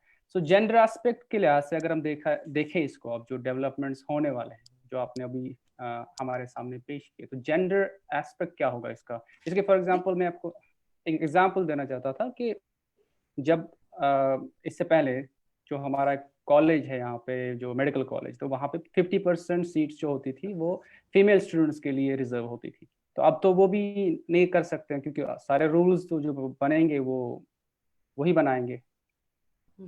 देखिए, बहुत सारे जो एक कोट किया गया कि इसके हक में कि आर्टिकल 370 हटेगा तो यहाँ तो पता नहीं क्या जन्नत का नक्शा खींचा जाएगा, और ये बहुत सारे एक झूठ बोल बोल कर इन्होंने ये एक प्रोपेगेंडा तैयार किया था। क्योंकि यहाँ पे ना सिर्फ जैसे आपने बोला एक जेंडर राइट्स के हवाले से यहाँ पे 50% reservation women were enjoying in professional colleges, यहाँ पे एजुकेशन फ्री थी। जो राइट टू एजुकेशन सही माने में यहाँ पे कई साल पहले से था। यहाँ लैंड रिफॉर्म्स आए, यहाँ की जो इकोनॉमिक डेवलपमेंट इंडिसेस है वो देश के कई इंडिसेस से काफ़ी बेहतर है। यहाँ लैंड रिफॉर्म्स की वजह से हर एक इंसान के पास अपनी अपनी लैंड थी, तकरीबन बहुत कम लैंडलेस लोग थे, और उसकी वजह से उनके एक हंगर जो है और माल नरिशमेंट है और स्टार्वेशन है, जो एक बहुत बड़ा मुद्दा है पूरे हिंदुस्तान में, यहाँ पे इस किस्म का कोई मुद्दा नहीं था। उसके अलावा जो जहाँ तक ये जेंडर का एक क्वेश्चन उठाते हैं, और क्योंकि हमने खुद भी बहुत लड़ाई की है, मैंने और मेरे कुछ साथियों ने, and trying to de-link it from the political party voices that were trying to confuse the situation. मैं एक चीज यहाँ पे क्लैरिफाई करना चाहूँगी, एक एम्बिग्विटी काफी हद देर तक रही कि do women enjoy equal PRC status? If they marry outside, do they lose it? तो ये एक एम्बिग्विटी बहुत सालों से रही, और ये एम्बिग्विटी शुरू हुई क्योंकि जिस टाइम पे लॉ बना था उस टाइम पे विमेन इक्वालिटी का वो तस्वुर नहीं था। We evolve, these ideas have evolve with times, but law में इस किस्म का कोई क्लॉज नहीं था, ना उनको डिनाई किया गया था, ना वो एक स्पेसिफिक मेंशन था। एम्बिग्विटी आई जब लेट 60s में, तब रेवेन्यू मिनिस्टर थे त्रिलोचन दत्त, उन्होंने शुरू किया जो पीआरसी सर्टिफिकेट पे एक स्टैंप लगवाना शुरू किया, valid till marriage, only for the women, and वहाँ से ambiguity rise हुई, और कुछ कोर्ट में litigations गई where women had been denied right to promotion, या उनको further studies के लिए उनको admissions नहीं मिली। तो ये काफ़ी साल तक ये कोर्ट केसेस चलते रहे, और 2002 में ये इन पे एक हाई कोर्ट ने एक ये पिटिशंस क्लब हुई थी, हाई कोर्ट ने unambiguously declare किया that women cannot lose their PRC certificate, PRC right even if they are married outside. So that has been settled. 2005 में एक और फिर petition आई कि women are still being denied the right, and the court pointedly said that we have already directed the government to make adequate amendments. तो उसके बाद से जो ये PRC सर्टिफिकेट बनता है 2005 ऑनवर्ड्स, जो PRC सर्टिफिकेट लड़कियों का भी बनता है, उस पे वो स्टैंप नहीं लगती है valid till marriage. So that whole court decision was taken on the basis of women being equal citizens.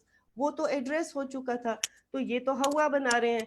और अगर इनको लगता है, अगर इन्होंने ये मुद्दा लिया था कि औरतों के हम हकूक लेके आएंगे, आप डोमिसाइल लॉ पढ़ लीजिए जो ये लेके आए हैं, वहां आपको कहीं विमेन का मेंशन मिलता है? आपको बहुत सारी कैटेगरीज मिलेंगी which are so ambiguously addressed. There is nothing about women. So if women were not enjoying rights earlier, they're still not enjoying rights even when they brought the law. ये अपनी ही ambiguity को किस तरह से address करेंगे? जी बिल्कुल, thank you so very much. काफी ज्यादा जो हमने स्टार्ट भी इसी से किया था कि एम्बिग्यूइटी काफी ज्यादा है अभी लोगों में, एंड इवन लॉज भी जो बने हैं वहां पर like you can't read it, you can't make में क्या है क्या नहीं है और क्या होने वाला है. They have been kept very vague and like this ambiguity it persists हर एक सेक्शन में. यहाँ पर मैं श्याम प्रसाद जी की तरफ आना चाहूंगा. Shyam Prasad ji, I am sorry, आपको खुद अनम्यूट करना पड़ेगा अपनी माइक को. अगर हम बात करें 5 अगस्त से पहले के सिनेरियो की, कि जम्मू के लोगों में जो हमें मीडिया जो दिखाता था कि उनमें काफी वो एक्साइटमेंट थी कि हाँ जी कीजिए, खत्म कीजिए, बाहर ये खुशहाली आ जाएगी, बाहर आ जाएगी, डेवलपमेंट आ जाएगी. लेकिन अभी अगर देखें, वो देखा जा रहा है कि जम्मू के लोग कश्मीर से ज्यादा वहां पर जो है वो नाराज हैं. कहीं ना कहीं जो डोगरा समाज भी है, उनको कहीं ना कहीं ये लग रहा है कि जो उनकी वो डोगरा रियासत थी वो भी खत्म होने जा रही है. तो ये नाराजगी क्यों है अब, अगर पहले एक्साइटमेंट थी इस चीज के मुतालिक?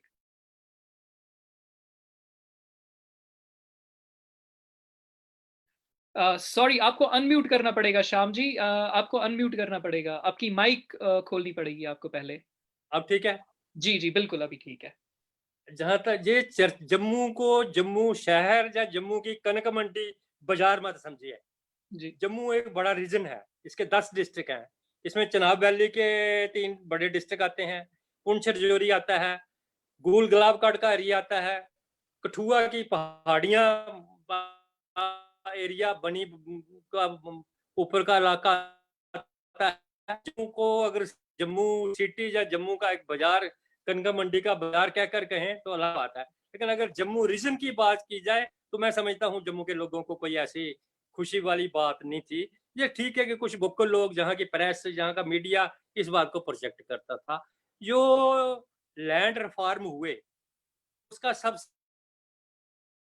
लोगों की एक सेक्शन जो लैंडलेस थी उसको बड़ा फायदा हुआ है उसका. और वो सारी बातें तभी कर पाया जहाँ की सरकार, क्योंकि उन कानूनों को जो लैंड रिफॉर्म हुए वो चैलेंज नहीं किए जा सकते थे, जहाँ सुप्रीम कोर्ट लागू नहीं था. कुछ स्टेटों ने बाद में किए, उन्हें चैलेंज करना पड़ा, बाद में फिर दोबारा अमेंडमेंट हुई, वहां लागू हुए. तो वो लोग जिनको जमीनें मिली हैं वो कैसे खुश हो सकते थे इसके जाने से. या दूसरी बात है कि जॉब की जहां तक बात थी, जॉब का लोग समझते थे, स्कॉलरशिप की बात थी. जहाँ कुछ होटलर्स हैं जिनको पता था कि आजकल हम यहाँ अगर ये लैंड जो राइट्स हैं इनकी प्रोटेक्शन नहीं रहेगी, तो कल से बड़ी चेन जो है होटलों की, वो जहाँ कटरा जैसा शहर है जम्मू का, जिस जम्मू की इकॉनमी उस पर जुड़ी है, वो वहाँ वो बड़े होटलर आएंगे और बड़ी चेन वाले आकर होटल बनाएंगे. जम्मू वालों को कौन पूछेगा? तो इस तरह ये जो बातें उठती थी सिर्फ जम्मू की कुछ हलकों की, कुछ मोहल्लों की बातें थी. जम्मू एज ए रीजन जो है वो जम्मू रीजन की बातें नहीं थी. तो वो सारी बातें आज तो वो सिटी शायद जम्मू का वो हिस्सा भी जो थोड़ा बहुत एक्साइटेड भी था, लेकिन आज वही बच्चे, आज जम्मू यूनिवर्सिटी में बच्चे प्रोटेस्ट कर रहे हैं.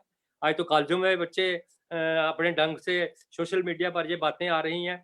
और ये इन्होंने जो SRO एक निकाला है, SRO 202 के क्या है वो SRO 202, उसमें क्या रखा है कि जो मिनिमम जो भी इवन गजटेड अफसर बनाए गए हैं उनको और पब्लिक सर्विस कमीशन पास करके आए हैं वो गजेटेड अफसर, लेकिन उनको मिनिमम तनख्वाह दी जा रही है, उसमें ना डीए है ना मेडिकल अलाउंस नहीं है, और वो 5 साल उनको उसी तनख्वाह पर काम करना है। और वो आर्टिकल 202 वाला आज भी, जो नई रिक्रूटमेंट पॉलिसी आई है उसमें आज भी है वो। कैसे जम्मू वाले लोग खुश होंगे? बिल्कुल खुश नहीं है। मैं जहाँ तक ग्राउंड देखी जाए, नीचे अगर देखा जाए तो बिल्कुल खुश नहीं है। आज मुझे ये भी लगता है कि ये जो बीजेपी के बड़े लीडर हैं जम्मू में, उनको खुद ये कहना पड़ा कि नहीं, हम इसको ठीक करेंगे, हम हिमाचल की तर्ज पर जाएंगे, हम 370 गया 371 लाएंगे। ये ठीक है कि वो बोल नहीं पाए, वो सारी बातें जम्मू के साथ तो धोखा हुआ है। आज तो जम्मू के लोग समझते हैं कि जम्मू की बीजेपी को, जिन्हें हमने जिताकर भेजा, असेंबली में भी भेजा, पार्लियामेंट में भी भेजा, उन्होंने तो जम्मू के लोगों के साथ धोखा किया है। आज तो बड़ा सवाल है, मेरे साथी ने असलम जी ने भी उठाया कि 4G एक बड़ा मसला है, स्टूडेंट की प्रॉब्लम है, हर प्रोफेशन के लोगों की प्रॉब्लम है, जो छोटा व्यापारी है उसकी प्रॉब्लम है। जो उसका भी बहाना बनाते हैं, लॉ एंड ऑर्डर के साथ जोड़कर करते हैं। जहां तक कोर्ट की तरफ से भी छोटी मोटी डायरेक्शन आई, लेकिन तब भी इन्होंने नहीं मानी है। इसलिए मैं समझता हूँ कि जम्मू जो है, जिस तरह बाकी स्टेट का हिस्सा है, वैसा भी जम्मू के लोग हैं, वो भी फील करते हैं कि हमें चीट किया गया है, हमारे साथ धोखा हुआ है। हमें जो वायदे किए गए थे, जिस तरह कश्मीर के किसी बात करते हैं कि हमारे साथ झूठ बोलना धोखा हुआ, आज जम्मू के लोग भी ये महसूस करते हैं और इस डोमिसाइल लॉ की मुखालफत करते हैं। अगर मज़ाहिया तौर पे जोक में कहा जाए, एक बात तो अच्छी हो गई इससे कि जम्मू और कश्मीर के लोगों को इक्वली फील होने लगा कि धोखा हुआ है कहीं ना कहीं।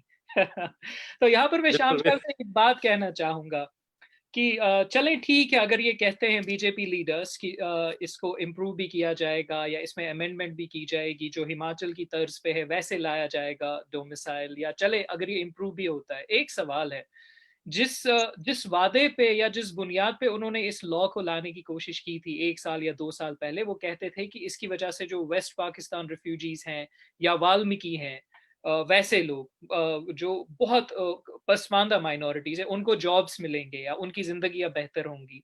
अब आप ट्रेड से जुड़े हैं, लेबर क्लास से जुड़े हैं, आप खुद लाइक पेंशनर्स एसोसिएशन, एम्प्लॉयमेंट देखिए आपने, तो आपको लगता है कि वो प्रॉब्लम हल होने वाली है और उन लोगों को कहीं कुछ ऐसा भरोसा है कि जो इन्होंने वादे किए थे वो पूरे होंगे, हमें नौकरी मिलेगी, हम ठीक हो जाएंगे? नहीं, बिल्कुल नहीं, उनके साथ भी धोखा हुआ है। अगर नौकरी की बात की जाए तो नौकरी के लिए क्लेमेंट तो और बड़े हैं। आज जिस तरीके से जो 3 कैटेगरियां इन्होंने बनाई हैं, वो डोमिसाइल लॉ में तब्दीली करके, वो तो 7 साल वाली, 10 साल वाली, 15 साल वाली, उसमें तो जम्मू कश्मीर के नए रेजिडेंट और बढ़ जाएंगे, नए रेजिडेंट और बढ़ जाएंगे और वो लाखों में होंगे। अभी तो हम ये कोई डाटा भी नहीं है हमारे पास कि कह सके कि इतने होंगे कि कितने होंगे। तो वो उनके साथ तो और भी ढंग थे उन्हें जवाब देने के, लेकिन उनके साथ भी इन्होंने धोखा किया, ऐसी कोई बात नहीं है, वो बिल्कुल खुश नहीं है। और असल बात यही है कि जम्मू कश्मीर जो है, जम्मू कश्मीर का जो स्पेशल स्टेटस था इनकी नज़रों में, ये तो जब से जहाँ लैंड रिफॉर्म हुआ, जहाँ पंचायतों के हकूक हुए, जहाँ कुछ और अलग तरह की जहाँ बातें हुई, तो तभी से हिंदुस्तान की जो एक रूलिंग क्लासेस है, जिसमें फ्यूडल तबका ज्यादा था, उनको तभी से ये परेशानी थी। और बीजेपी आरएसएस का तो ये एजेंडा था। जैसे मैंने शुरू में कहा कि एक निशान, एक बदान और एक प्रधान की बात ये करते थे, ये इन्होंने अपना एजेंडा पूरा किया है। और ये जो फासिस्ट ताकतें होती हैं, इनका अपना एक एजेंडा होता है, उसी एजेंडे को ये पूरा करने की कोशिश कर रहे हैं। जम्मू के लोग बड़ा हिस्सा समझता है, तो हो सकता है कुछ इनके अपने, जिनको हम आम लोग अपनी भाषा में जम्मू हिंदुस्तान में भक्त कह रहे हैं कि ये भक्त हैं, कुछ वो जानने अनजाने में तारीफें करते हैं, वरना सबको पता है कि ये जम्मू कश्मीर के लोगों के साथ धोखा हुआ है। और इसके लिए जम्मू कश्मीर, लद्दाख में आने वाले दिनों में अगर कोई, आज तो एक साइलेंस मोड में है लोग। ये आपने एक ये भी सवाल किया था कि लोग प्रोटेस्ट क्यों नहीं कर रहे हैं, प्रोटेस्ट करेंगे लोग। आज ये लोग जो हैं प्रोटेस्ट करेंगे लोग, आज ये साइलेंट मोड में है, ये देख रहे हैं, स्टडी कर रहे हैं। और आज वक्त जो है, ये जो महामारी छाई हुई है सारी दुनिया को, उस महामारी से लड़ना था, उसका इंतजाम तो ये कर पाए नहीं है। आज वेंटिलेटर है, आए बेड्स नहीं है, आए मजदूर जिस तरीके से इन्होंने 4 घंटे का टाइम देकर ये इन्होंने लॉकडाउन कर दिया और मजदूर सड़कों पर किस तरह नजर आए। और ये अपना औरों पर तो ये इल्जाम लगाते रहे, वहां दिल्ली में इन्होंने इल्जाम लगाया औरों पर कि इनकी वजह से ये फैला है, ये महामारी फैलने में इनका रोल रहा है। लेकिन खुद इनकी जो पार्टी के लोग थे वो किस तरह के काम कर रहे थे? मध्य प्रदेश की सरकार बनाने में लगे हुए थे, तोड़ने में लगे हुए थे, एमएलए जोड़ने में लगे हुए थे। यूपी में वो मंदिर की में वहां के चीफ मिनिस्टर लगे हुए थे। तो इन्होंने खुद जो ये सारा का सारा इनका जो है आज जो देश की आर्थिक स्थिति है या जो कम्युनल माहौल ये बनाना चाहते हैं, ये सारी बातें इसीलिए कर रहे हैं क्योंकि इकॉनमी जो है ये बड़ी उसका क्राइसिस है आने वाले दिनों में, और उसको उसकी तरफ से लोगों का ध्यान नहीं जाए, ये भी इनका एक एजेंडा है। उसको तरफ से ध्यान हटाने के लिए भी ये इस तरह की बातें फैला रहे हैं। जी बिल्कुल श्याम प्रसाद जी, जैसे आप बता रहे हैं कि जम्मू सिर्फ जम्मू सिटी नहीं है और बहुत सारे लोग जम्मू में वैसे हैं जो इसके बिल्कुल मुखालिफत में खड़े हैं, और जम्मू कश्मीर के जितने भी बाशिंदगान हैं उनको लगता है कि उनके कोर इंटरेस्ट या उनका जो पुश्तैनी हक है, जो अपना होमलैंड है, उसको वो बचाना चाहते हैं और वो बचाएंगे। और जैसे आप कह रहे थे कि अल्टीमेटली प्रोटेस्ट होंगे, इस पे काउंटर मेजर्स लिए जाएंगे from the people of Jammu and Kashmir. So अभी मैं मोहम्मद असलम साहब के पास जाना चाहूँगा, और इससे पहले मैंने सवाल किया था अनुराधा जी से कि स्ट्रैटेजिक पर्पस क्या था बीजेपी का कि वो आर्टिकल हटाएं। तो एक तो ये समझ आता है कि वो चाहते हैं कि इसके ज़रिए से वो शायद कश्मीर का जो मसला है उसको वो एक तरह से क्रश कर सके या हल कर सके। तो उस अब चूँकि बीजेपी एक पॉलिटिकल जमात है, तो आपको क्या लगता है कि इसका जो पॉलिटिकल असर होगा, ये जो डोमिसाइल का जो कानून लाया है, तो वोट बैंक के लिहाज से खासकर जम्मू रीजन में जो आपका रीजन है, किश्तवाड़ है, डोडा है या पीर पंजाल जनाब, तो वहाँ पे क्या लगता है आपको कि वोट बैंक पॉलिटिक्स कैसे चेंज हो जाएगी इस डोमिसाइल लॉ की वजह से? इससे पेशतर मैं जनाब से कुछ बताऊं तो यहाँ पर एक चीज़ में जो गौर से देख चुका हूँ अभी तक हमारे जितने साथी हैं, बल्कि ये मैं अपने साथियों की बात नहीं करता हूँ, पूरे जम्मू कश्मीर के लोगों की तरफ से एक शेर आपसे अर्ज करूंगा। उसमें है कि नछेड़े हमनशी जीस के मायूस के नगमों को, यहाँ बरबत के तारों को बहुत तकलीफ होती है। इस तकलीफ में इस वक्त इस तरह जूझ रहे हैं हम लोग, आप यकीन कीजिए इस वक्त भी हमारे आंखों में आंसू भर आ चुके हैं। यहां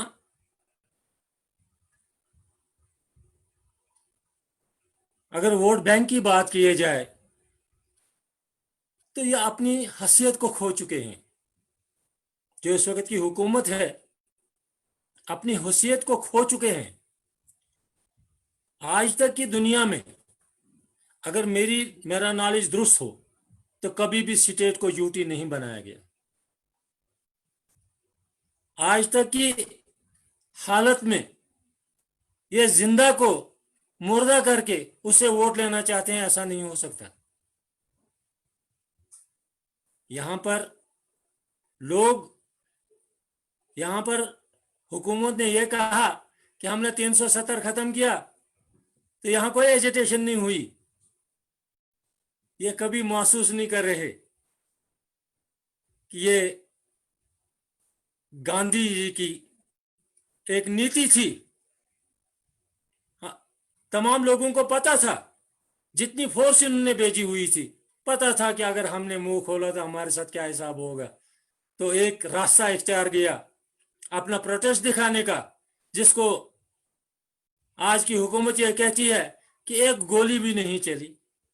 अगर गोली नहीं चली है तो कभी उनसे पूछा आपने कि आप क्या चाहते हो? कभी किसी ने पूछा नहीं है। रही बात वोट बैंक की, आपने मैंने सीधे स्पष्ट लफ्जों में कहा कि आज की हालत ऐसी हो चुकी हुई है कि अपने आप को इस स्टेट को डिलिमिटेशन करा रहे हैं, कोशिश कर रहे हैं कि इस किस्म की कॉन्स्टिट्यूएंसीज बनाई जाएं जिसमें उनको वोट ज्यादा मिले। मगर हकीकत ऐसी है, ऑन ग्राउंड ऐसा है कि इस वक्त हिंदू मुसलमान का सवाल नहीं पैदा हुआ है। हर एक आदमी अपने आप को इनसिक्योर महसूस करता है और चाहता है कि कब और किस वक्त हमें मौका मिले हम अपना वोट डालें, तो उस वक्त ये सबको पता चल जाएगा कि हकीकत क्या है। जम्मू प्रोविंस को हमने, जैसे अभी हमारे साथी ने गुजारिश की कि जम्मू, उधमपुर, या कठुआ को ही नजर नहीं मारनी चाहिए। जम्मू प्रोविंस एक बहुत बड़ा प्रोविंस है, इसमें पुंछ है, राजौरी है, रियासी है, रामबन है, डोडा है, किश्तवाड़ है, जितने डिस्ट्रिक्ट हैं इनको तो पहले से ही तकलीफ थी, मगर इसकी तकलीफ में शामिल आज कठुआ भी है, जम्मू भी है, उधमपुर भी है, क्योंकि सबको पता चल चुका है कि हमें एक धोखे के तहत एक हरे भरे दरख्त को बुनियाद से खत्म करने के लिए, उसकी जड़ें उखेड़ देने के लिए यह सारा कुछ किया गया है। मगर यकीनी तौर पर जो साइलेंस होती है हर तूफान के पहले एक खामोशी होती है। ये खामोशी अगर टूट गई तो आप उस दिन का जरूर इंतजार कीजिएगा जब ये महामारी खत्म हो जाएगी। ये महामारी की वजह से इसका फायदा उठाकर डोमिसाइल लॉ ले आए ये, नहीं तो ये लॉ जिससे तमाम लोगों को पता चला कि दफा 370 या 35A को खत्म करने से डोमिसाइल लॉ लाया जाएगा और उससे क्या फायदे और क्या नुकसान होंगे, अगर लोगों को पहले पता होता तो ये एजिटेशन तब शुरू हुई होती। मगर तब हमारे कुछ साथी ऐसे भी थे जो ये कहते थे कि बहुत अच्छा है। मगर आज की डेट में जिस वक्त आप इसको देखेंगे, माइन्यूटली देखेंगे, जो आपने महसूस भी किया होगा कि डोमिसाइल लॉ आने के बाद ये सिर्फ जम्मू कश्मीर को है, हमारे हिमाचल साथ में है, नॉर्दर्न स्टेट्स और भी बहुत हैं, उनमें भी ऐसा ला चुके हुए हैं, मगर वो इसके मुकाबले बिल्कुल डिफरेंट है।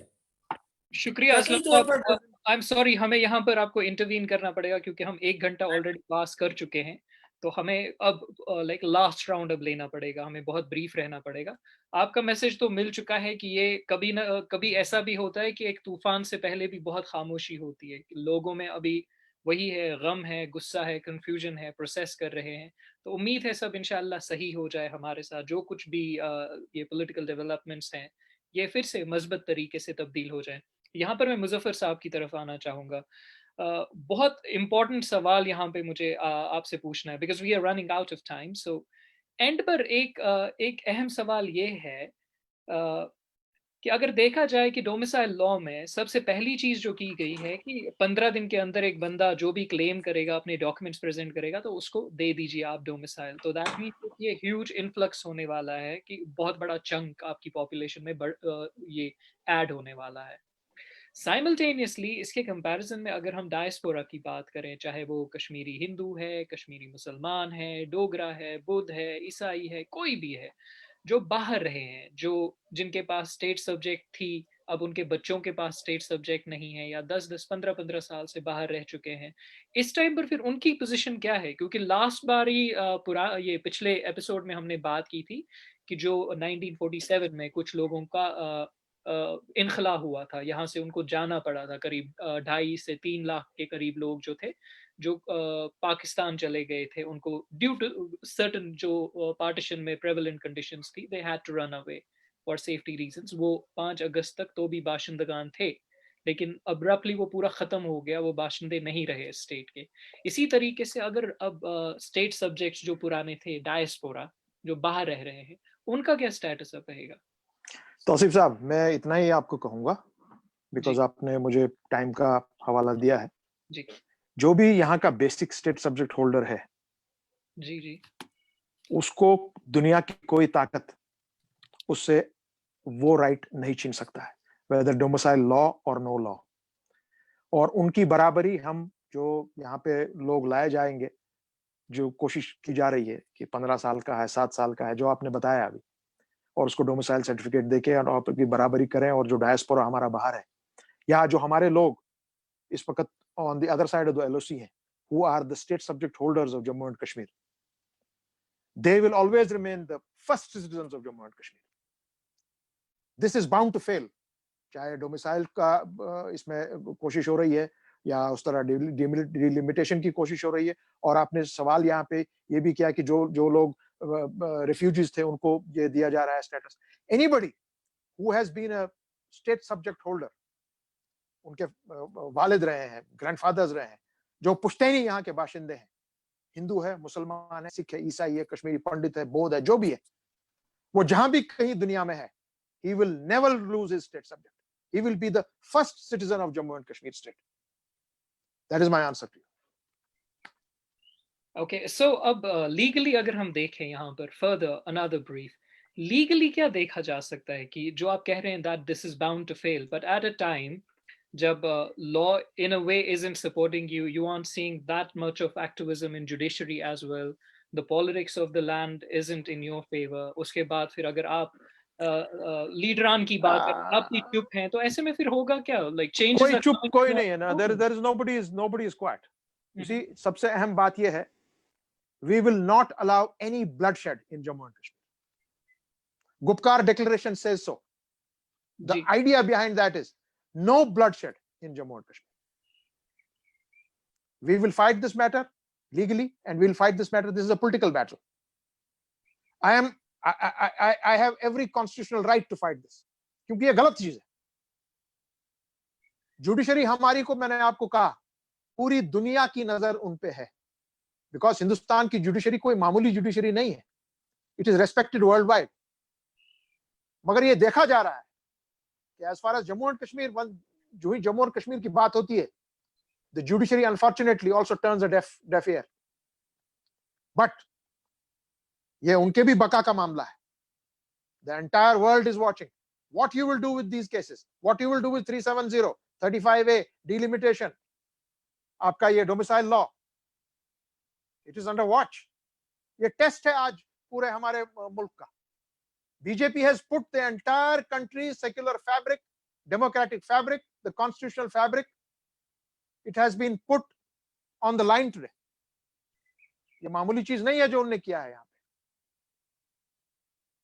And this battle we will win. The people of Jammu, Kashmir and Ladakh will win. Inshallah, definitely. Every Hindu, Muslim, Sikh, Isai is for this. That no question कि हमारे आप राइट ले लें, हमारे बच्चे से राइट ले लें, मेरे डोमिसाइल राइट ले लें. Who the hell are you to take this away? बिल्कुल मुजफ्फर शाह साहब, आपने बिल्कुल जो अपने जज्बात जाहिर किए, यहाँ पे हम उनकी कदर करते हैं और ये तवक्को रखते हैं कि this battle will be won by the people of Jammu and Kashmir eventually, इंशाल्लाह. सो अनुराधा जी से मेरा सवाल है, क्योंकि ये लास्ट राउंड चल रहा है, सो ब्रीफली मेरा सवाल है कि जिससे देखा जा रहा है, जो CAA का कानून लाया गया और जो रजीम है जिसका एक अलग ही अंदाज है गवर्नेंस करने का या अपनी पॉलिसीज लाने का, शॉक डॉक्ट्रिन जैसे कह सकते हैं, तो इज इट समहाउ लिंक्ड जो हमारा डोमिसाइल लॉ लाया गया है, क्या ये इसी अरेंजमेंट का हिस्सा, उसी फ्रेमवर्क का हिस्सा जिसके हिसाब से वो जो गवर्नमेंट चल रही है? तो can we link CAA and domicile law? You can say this is the regional variation of that in some ways. At least agenda वही है कि किस तरह से मुस्लिम्स को एक लीगली तौर पे उनको डिसएम्पावर किया जाए और you know and making Hindus तो एक नेचुरल सिटीजन है, बाहर से आप लोगों को लेके आ रहे हैं, आप जानबूझ के एम्बिग्विटीज रखते हैं लॉ में. अब आप एक चीज़ उसमें देख लेंगे, आपने कश्मीरी पंडित का, आपने डायस्पोरा का जिक्र किया, उसमें कहीं मेंशन है कश्मीरी माइग्रेंट्स और उनके बच्चे. अगर PRC होल्डर्स के लिए एक प्रोविजन है कि वो और उनके जो बच्चे हैं उनके लिए PRC will be the valid document for getting domicile certificate. तो एक अलग से क्लॉज कश्मीरी पंडित माइग्रेंट्स के लिए क्यों है? जो माइग्रेंट हैं, जो डिस्प्लेस हुए 90s में, वो तो PRC होल्डर्स हैं.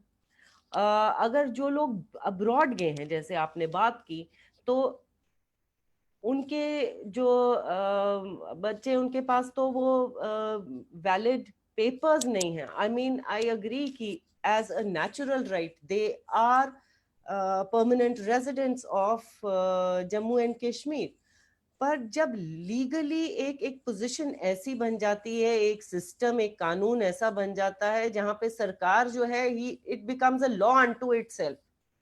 वो जो कहते हैं वो कानून है. They don't go by any principle position.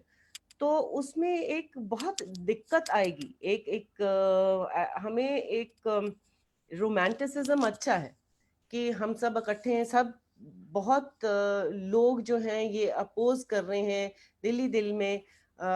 At least personal conversations में हमको सुनने को मिलता है कि कोई भी खुश नहीं है. ज़्यादातर लोग इवन जम्मू में खुश नहीं है.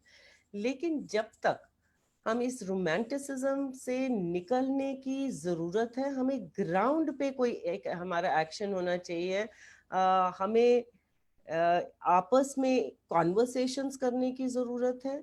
रास्ता और हल निकालने की ज़रूरत है कि किस तरह से what are the innovative ways in which we can collectively raise our voice against what is happening.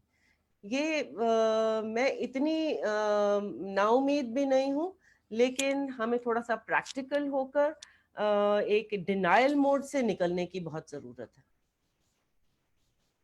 Absolutely. काफ़ी इस टाइम पर ये है, like this is very objective that we have to realize कि एस्पिरेशन या जो हमारी आइडियोलॉजिकल लीनिंग्स है वो एक एक तरफ, but we have to also realize the realities on the ground. कि अगर हम पॉलिटिक्स की भी बात करें कि वो कितना सर्कमवेंट हो चुकी है अभी, आपकी पॉलिटिकल स्पेस को कितना ज़्यादा अभी रिस्ट्रिक्ट किया गया है. इवन अगर आप if you try to like come out politically, but then you also have to realize that you have certain limitations, so you can't go beyond that right now. सो उन चीज़ों को लाइक मद्देनजर रखते हुए आई थिंक एक cross sectional debate हमारी society में, एक इंटरेक्शन, अब इस चीज़ पर खुल के बाहर आना, उस चीज़ पर बात करना, एक इंटरेक्शन इस चीज़ में होना, वो काफ़ी ज़्यादा ज़रूरत है उस चीज़ की. And I do agree with you on that. यहाँ पर मसला ये है कि हम ऑलरेडी 1.5 घंटा क्रॉस कर चुके हैं, जबकि वक्त बस 1 घंटे का था. एंड आई नो कि आप सबका वक्त बहुत कीमती है. आपने इतना वक्त दिया, हम लोगों को इतना ज़्यादा एजुकेट किया with your thoughts, with your opinions. We are really thankful to you, but unfortunately दिल नहीं कर रहा है. But we'll have to call it a wrap. हमें यहीं पर अपना प्रोग्राम उसका इख्तिताम करना पड़ेगा. उम्मीद यही है, क्योंकि ये टॉपिक जो है ये हमारी ज़िंदगियों के साथ जुड़ा हुआ है. ये कोई ऐसा शुगल नहीं है आज किया चलो अब फिर अगले साल कभी और कर लेंगे. ये हमारी ज़िंदगी के साथ जुड़ा हुआ है, हमारी बहबूद के साथ जुड़ा हुआ है, हमारी कौम, हमारी कम्युनिटीज़ के साथ जुड़ा हुआ है. सो ये चलता रहेगा और इंशाल्लाह उम्मीद है कि दोबारा भी आप लोग हमें अपना कीमती वक्त दें और हमारे जो सारे लोग हैं उनको फर्दर एजुकेट करें इस चीज़ के बारे में. इससे क्या होता है कि एक होलिस्टिक पॉइंट ऑफ व्यू एक आम इंसान को मिलता है, क्योंकि जिस हिसाब का अभी हम वो एनवायरनमेंट देखते हैं, एक लेवल ऑफ कंफ्यूजन, एम्बिग्यूटी लोगों में है. एक वैक्यूम ऐसा क्रिएट हो गया है जहां पर इंफॉर्मेशन या कम्युनिकेशन उस तरीके से नहीं पहुंच पाती है जैसे पहुंचनी चाहिए. एक मखसूस किस्म का आपको कम्युनिकेशन या मीडिया इस टाइम पे मिल रहा है, एक मखसूस किस्म का नैरेटिव मिल रहा है. उसी चीज में अब हम लोगों का यही इट वाज एन इनिशिएटिव कि हम कम से कम उस वैक्यूम को थोड़ा सा इस सेशन की वसादत से थोड़ा कॉम्पनसेट करने की कोशिश करें. ये पहल हमारी थी कि मुख्तलिफ जो तबके हैं हमारी सोसाइटी के, मुख्तलिफ जो सेक्शंस हैं हमारी सोसाइटी के, including our political leaders as well, चाहे वो इलेक्शनिस्ट थॉट को बिलोंग करते हैं, चाहे वो बाकी थॉट्स को बिलोंग करें. हमारी कोशिश यही रहती है कि we try to bring them all on one panel and see कि वो किस चीज़ पर या जो इश्यूज हमें कंसर्न करते हैं उन पे उनकी राय क्या है, ताकि पूरे समाज को पता चले कि हम कहाँ स्टैंड कर रहे हैं. कोई चीज़ अगर हो रही है, क्या मुझे जो बताया जा रहा है मीडिया में कि ये कुछ 2 या 3 डिस्ट्रिक्ट्स, 1 या 2 लोगों की बात है, या पूरी जो नब्ज़ है इस कौम की शायद एक ही तरीके से धड़क रही है.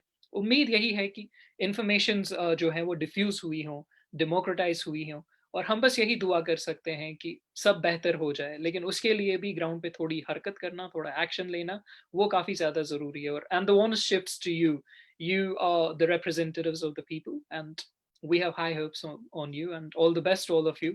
The Silent Tamaman Koishrin, वारिया शुक्रिया तुई जुड़े वनस तामत अस सतन उम्मीद छ तोह अजिक प्रोग्राम ते असल लोगमत अगर तुह सन यह पहल असल लजू प्लीज अस वनु तुई कमेंट्सन मज अस करियो तुई मैसेजेस पन्ने तो दोबारा आइंदिक प्रोग्राम क्या गसन आसिन वो भी हमें बता दीजिए। रूजू अल्लाह ताला सवाल। अस्सलाम वालेकुम।